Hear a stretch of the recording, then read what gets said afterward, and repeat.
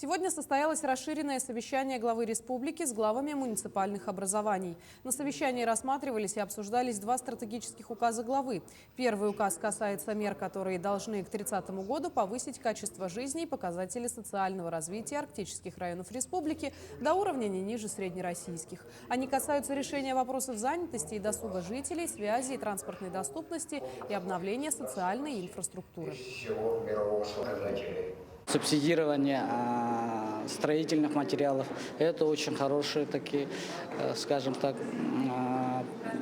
пункты именно для привлечения подрядных организаций, строителей. Пункты, где указано производство местной продукции.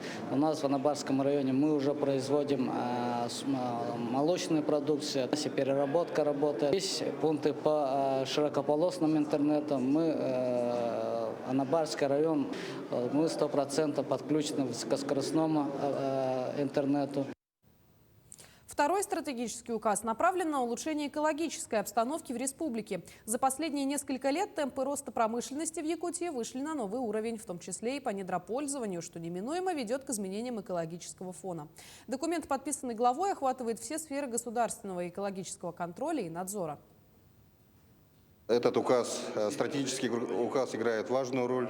Поставлены задачи органам местного самоуправления по созданию проектных офисов как раз-таки на реализацию стратегического указа главы республики, направленные на охрану окружающей среды и экологические вопросы. Промышленность должна развиваться в нашей стране в непростых экономических условиях. Конечно, это данная ситуация должна происходить, но тем не менее мы не должны забывать вопросы экологии.